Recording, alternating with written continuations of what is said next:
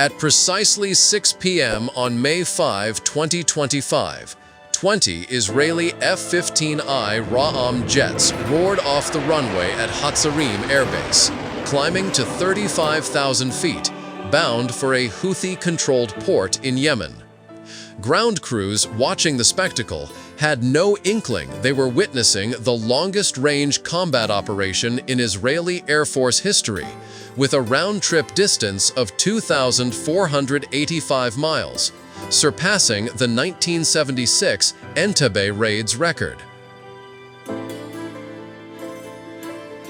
The F-15I Ra'am, an upgraded variant of the F-15E Strike Eagle, is powered by twin Pratt & Whitney F-100 PW229 engines, each delivering 29,000 pounds of thrust, enabling a top speed of Mach 2.5, 1,650 miles at high altitude. Each jet has a maximum takeoff weight of 81,000 pounds, carrying weapons, fuel, and electronics.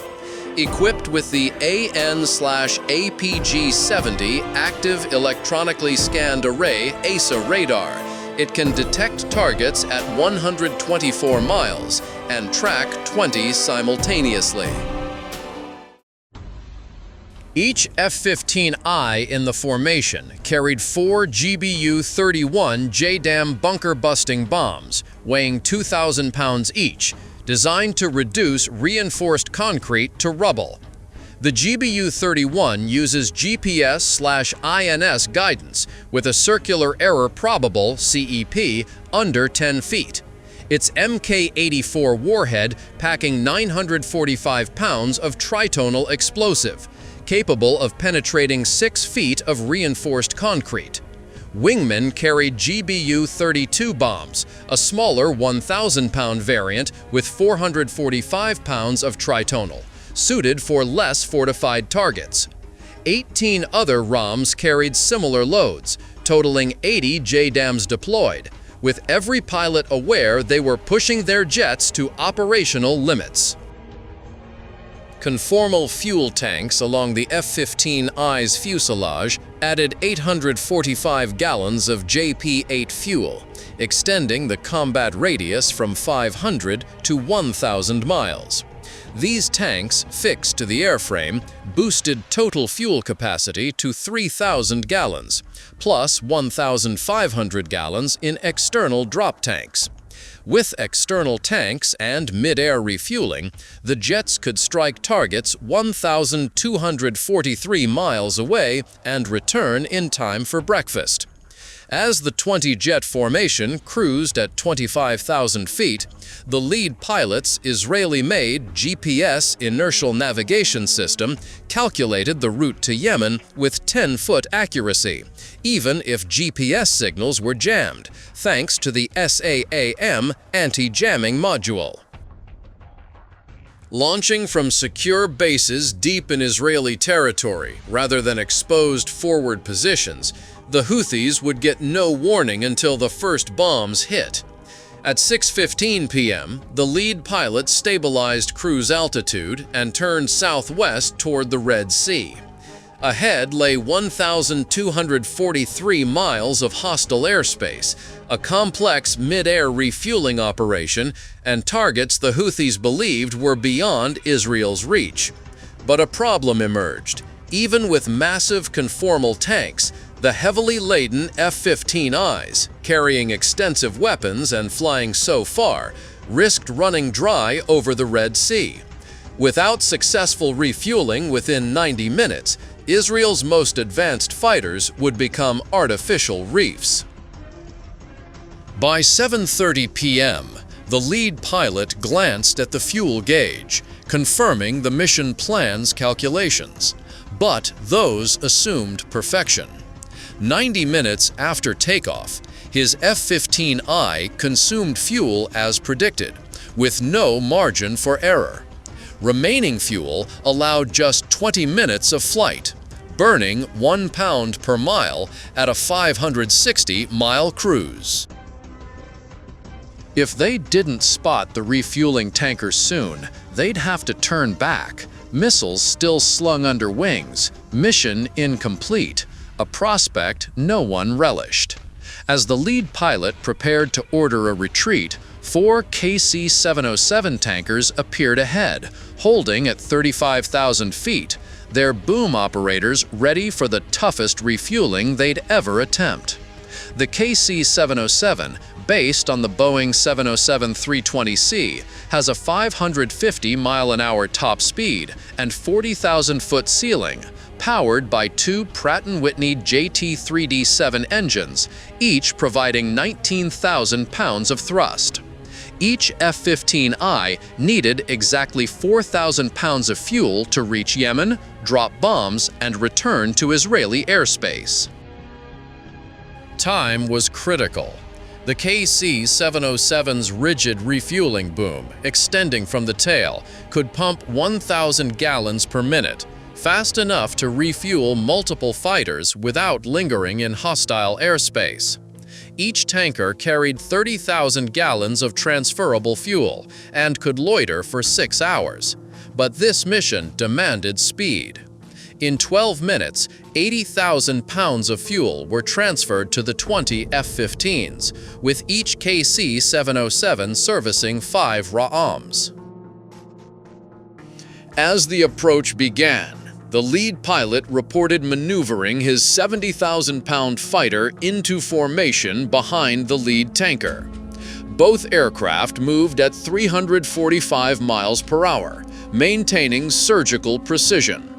The KC-707's boom operator, positioned at the tail, guided the steel boom to the F-15I's refueling port using hydraulic controls for millimeter accuracy.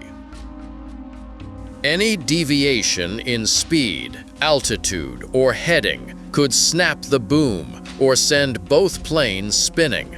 Throughout, the boom operator compensated for turbulence, aircraft motion, and physics linking 2 objects moving at hundreds of miles per hour. Connected, the radio crackled as the boom locked into the lead pilot's receptacle. Over the next 4 minutes, 4,000 pounds of JP-8 fuel flowed from the KC-707 into the RAAM, both maintaining flawless formation. Without this capability, Israel's F-15Is would be limited to targets within 1,000 miles, ruling out most of Yemen and allowing Iran to establish untouchable supply lines. Successful refueling meant no Iranian proxy in the Middle East could feel safe.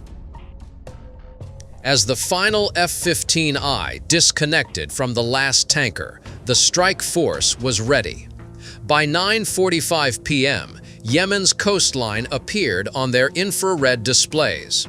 Hodeidah Port's complex was actively unloading Iranian weapons disguised as humanitarian aid, oblivious to 50 precision-guided munitions about to turn Iran's Red Sea logistics hub into a parking lot.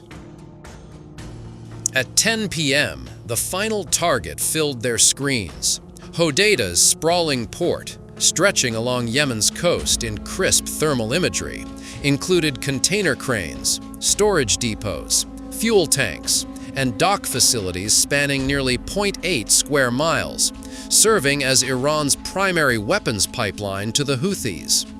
Lightning targeting pods under each jet operated at full capacity, their 360-degree dimbles maintaining target lock even through 6G combat turns. The pod's thermal imaging pierced smoke and darkness, while 30x TV cameras spotted individuals from 12 miles. Through the pod's optics, the lead pilot confirmed they were on target. Iranian weapons were stored alongside legitimate humanitarian supplies in warehouse complexes, with underground bunkers providing climate-controlled storage for sensitive military gear. Massive fuel tanks beside the main dock held enough diesel to sustain port operations and fuel a massive fireball if hit. Drones used in Houthi attacks over the past 18 months had passed through these facilities. The Houthis had turned Yemen into Iran's forward armory, and this port was the gateway. Intelligence indicated over 70% of Iran's weapons shipments transited Hodeidah, and its destruction would deal a crippling blow. Almost on cue, 2 Iranian container ships were docked at the main pier, their crews unaware that justice was 60 seconds away. Armed guards appeared near the warehouse complex, Houthi fighters protecting what they thought was an untouchable supply depot. They were about to learn otherwise. As the lead pilot locked onto the target, he signaled the attack and pushed his F-15I into a 30-degree dive toward the port. The Lightning Pod's computer updated target coordinates in real time, adjusting for wind, aircraft motion, and atmospheric conditions to ensure the JDAM hit within 10 feet of the aim point. The first GBU-31 was armed and ready. In 60 seconds, a 2,000-pound precision-guided munition would remind the Houthis that attacking Israeli airfields was a bad idea. At 10:03 p.m., the lead pilot's first GBU-31 JDAM struck Hodeidah's main container crane. The 2,000-pound warhead wasn't just a big bomb. It was a precision demolition tool built to destroy hardened infrastructure. Its hardened steel penetrator punched through 6 feet of reinforced concrete before 945 pounds of tritonol detonated inside.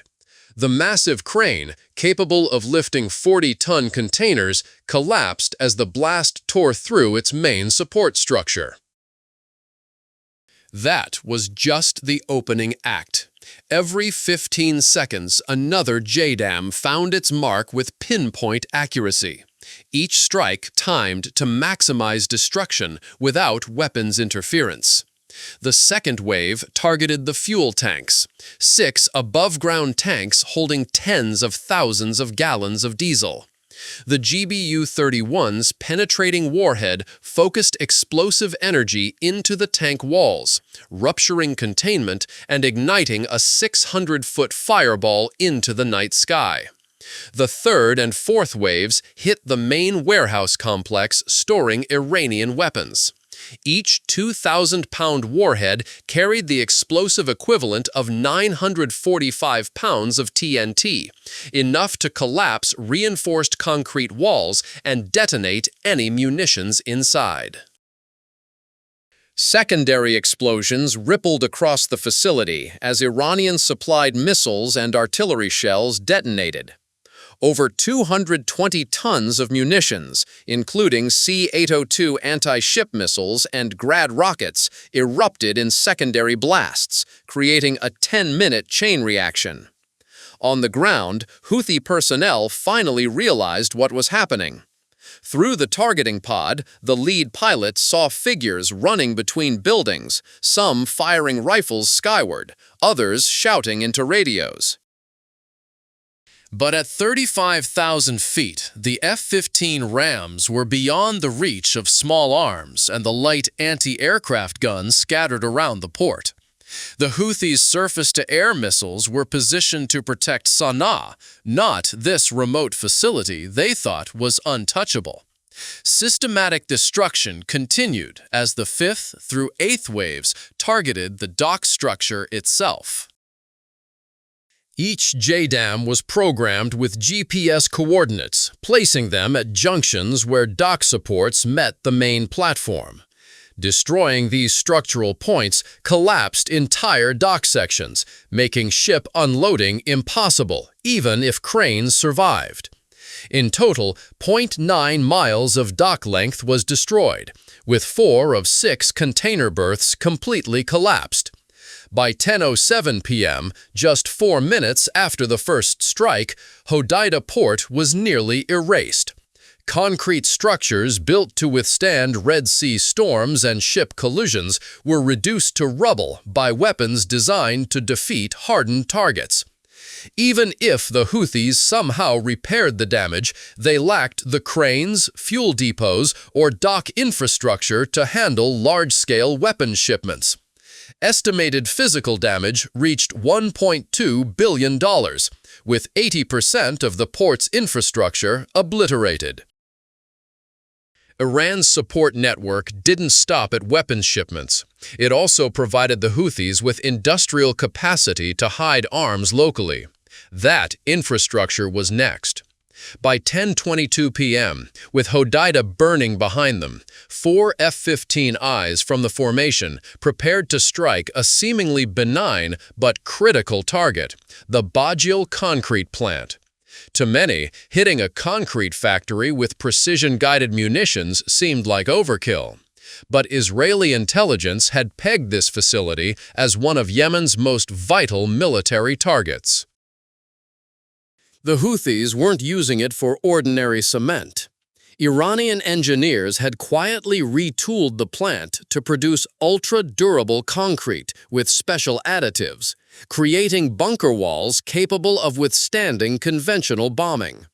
The concrete achieved a compressive strength of 8,700 psi, double the industrial standard, with blast resistance up to 10,000 psi. Every underground command post, weapons cache, and tunnel system the Houthis built in the past 2 years relied on this plant's concrete. Destroying it would eliminate their ability to protect future military sites from airstrikes. Through targeting pods, pilots saw the facility's industrial complex sprawling across acres, with 130-foot mixing towers linked by conveyor systems moving raw materials between processing buildings. The plant's civilian workforce had evacuated when the port attacks began, but Houthi security forces remained, futilely trying to protect their investment. At 10:24 p.m., the lead pilot's wingman released the first GBU-32 JDAM toward the facility's main mixing tower.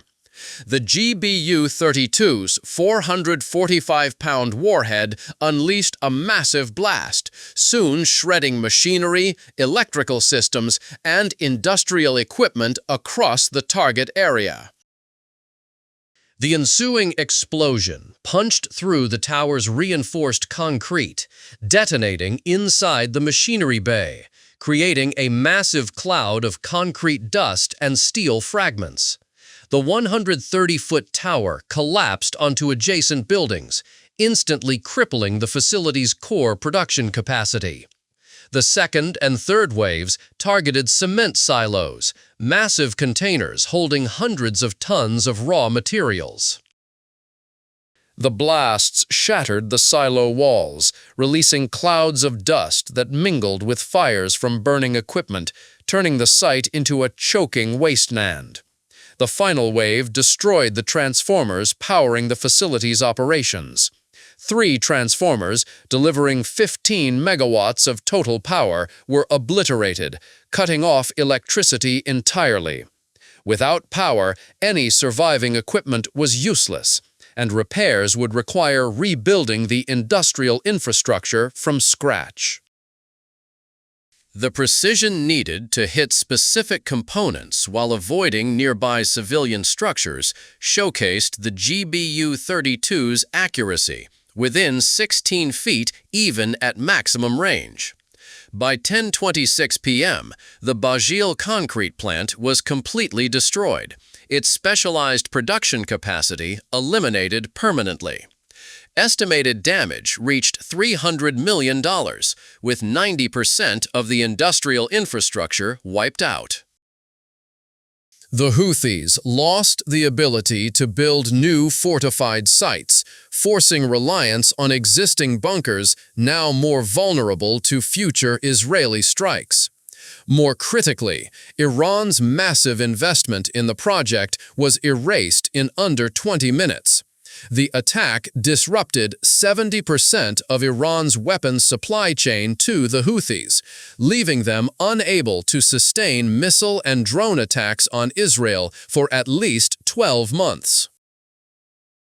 Humanitarian consequences were significant. Though nearby residential areas were spared, Houthis' destruction disrupted humanitarian aid shipments, affecting 2 million civilians reliant on food and medicine through the port. The United Nations estimated 6 months to partially restore port operations, with reconstruction costs up to $1.5 billion. The Houthis vowed retaliation, but with their infrastructure and weapons supply crippled, their response capacity was severely limited. Internationally, the strike sparked controversy. Israel's allies like the US and UK offered tacit support, while Iran and Houthi-backing nations condemned it as a violation of Yemen's sovereignty. The UN Security Council held an emergency session but reached no consensus on sanctioning Israel. The attack solidified Israel's status as a regional military power, sending a clear message that no target was beyond the Israeli Air Force's reach. The operation was not just a tactical victory, but a testament to Israel's complex integration of technology, intelligence, and human skill. With 100% of targets destroyed and no Israeli losses, the airstrike was recorded as one of the most effective in modern history.